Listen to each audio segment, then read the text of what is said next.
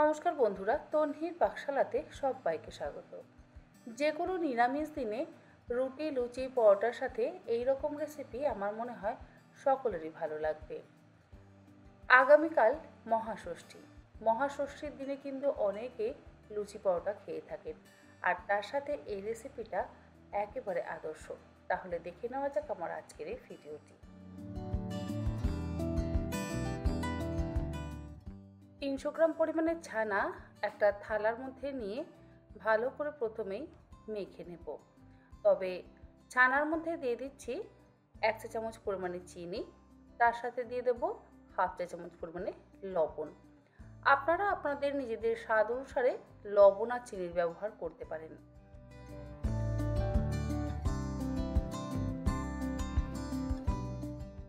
আর দিলাম হাফ চা চামচ পরিমাণে জিরে গুঁড়ো, হাফ চা চামচ পরিমাণে দিয়ে দিচ্ছি লঙ্কার গুঁড়ো। এখানে কিন্তু কাশ্মীরি লঙ্কার গুঁড়োর ব্যবহার করিনি, নর্মাল লঙ্কার গুঁড়োরই ব্যবহার করলাম। 1/4 চা চামচ পরিমাণে দিয়ে দিচ্ছি শাহি গরম মশলার গুঁড়ো, আর দিলাম 2 পিঞ্চ হিং। এই সমস্ত কিছু দিয়ে একসাথে খুব ভালো করে ছানাটাকে মেখে নেব।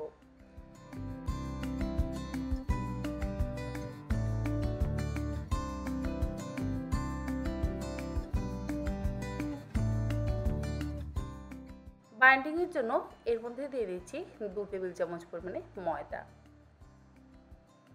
ময়দার পরিমাণ খুব বেশি ব্যবহার করার প্রয়োজন নেই। যদি আবার ময়দা বেশি ব্যবহার করা হয় তাহলে ভেতরে একটা শক্ত শক্ত ভাব তৈরি হয়, তাই ময়দাটা খুব অল্প পরিমাণে ব্যবহার করবেন। ময়দা দিয়ে একসাথে ভালো করে মেখে নিয়ে এর থেকে ছোট ছোট টিকিয়ার শেপ দিয়ে নেব।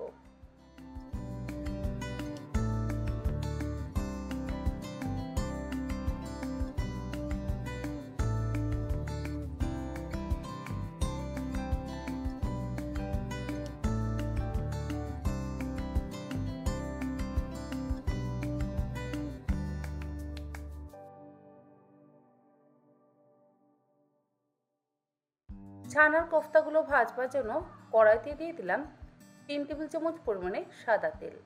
সাদা তেলের বদলে আপনারা চাইলে সর্ষের তেলেরও ব্যবহার করতে পারেন।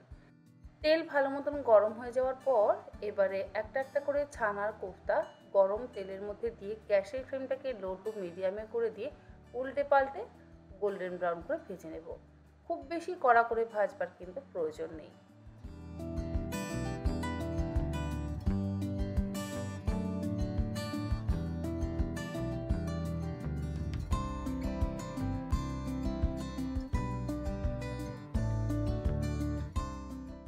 ছানার এই কোফতাগুলো গোল্ডেন ব্রাউন করে ভাজা হয়ে যাওয়ার পর তুলে একটা পাত্রের মধ্যে রেখে দিচ্ছি।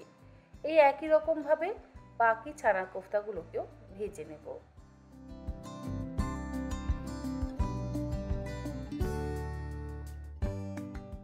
ছানার কোফতাগুলো ভাজা হয়ে যাওয়ার পর কড়াইতে যে বাকি তেলটা রয়ে গেছে সেই তেলের মধ্যে ফোড়ন দিয়ে দিলাম হাফ চা চামচ পরিমাণে গোটা জিরে, তারপরে একটা বড় সাইজের আলু চৌকো টুকরো করে কেটে নিয়ে দিয়ে দিলাম। তেজপাতা বা শুকনো লঙ্কার ফোড়ন আমি দিলাম না, আপনাদের ইচ্ছে হলে আপনারা অবশ্যই তেজপাতা শুকনো লঙ্কার ফোড়ন দিতেই পারেন। আলুর টুকরোগুলো খুব হালকা করে ভেজে দিচ্ছি।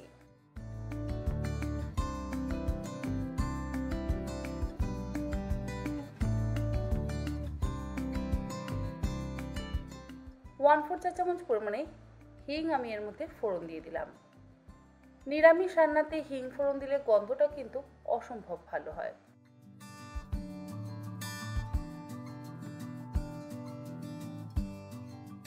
মিনিট 3 সময় ধরে মিডিয়াম ফ্লেমে আলুর টুকরোগুলোকে বেশ একটু গোল্ডেন ব্রাউন করে ভাজা হয়ে যাওয়ার পর এর মধ্যে দিয়ে দিলাম হাফ চা চামচ পরিমাণে আদা বাটা।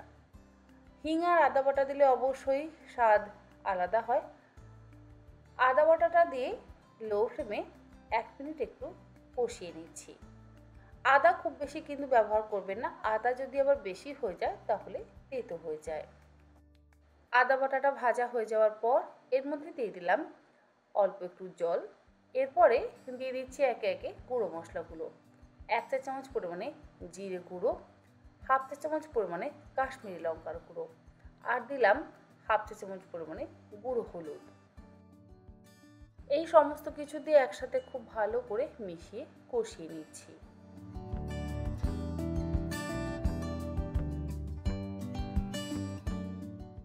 মশলাটা কষানোর সময়তেই এর মধ্যে দিয়ে দিলাম 2 চা চামচ পরিমাণে ভাজা মশলার গুঁড়ো।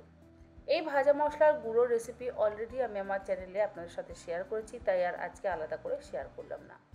ভাজা মশলার গুঁড়োটা দিয়ে আবারও অল্প একটু জল দিয়ে মশলাটাকে খুব ভালো করে কষিয়ে নিচ্ছি।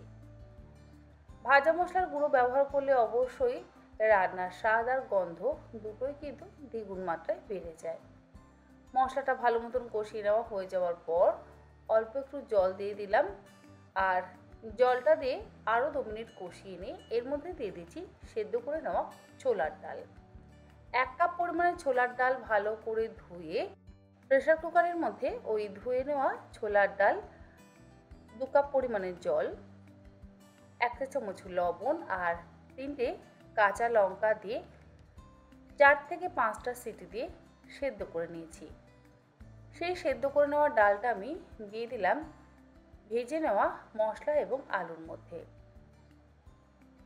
ডালটা দেওয়ার পর 2-3 মিনিট ফুটিয়ে নিয়ে যে ছানার কোফতাগুলো আগে থেকে ভেজে তৈরি করে রেখেছিলাম সেই ছানার কোফতাগুলো দিয়ে দিলাম। ছানার কোফতাগুলো দিয়ে এবারে গ্যাসের ফ্লেমটাকে লোতে করে দিয়ে মিনিট 3-4 সময় ধরে খুব ভালো করে ফুটিয়ে নেব।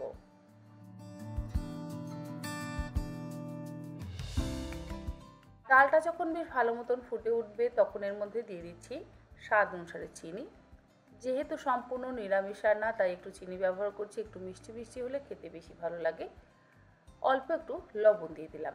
ছোলার ডালটা যখন সেদ্ধ করেছিলাম তখন লবণ দিয়ে যেহেতু ডালটা সেদ্ধ করেছিলাম তাই আর মশলা কষানোর সময়তে আলাদা করে লবণের ব্যবহার করলাম না।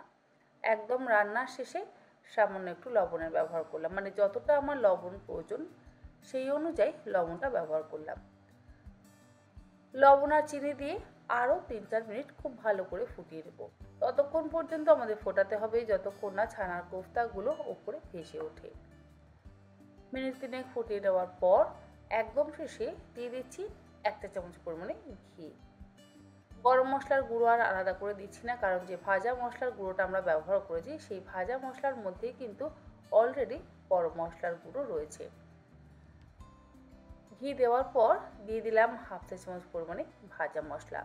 সমস্ত কিছু দিয়ে মিশিয়ে নিয়ে ঢাকা দিয়ে গ্যাসের ফ্লেমটাকে বন্ধ করে দিয়ে মিনিট 2 স্ট্যান্ডিং টাইমে রাখার পর তারপর এটাকে সার্ভ করছি।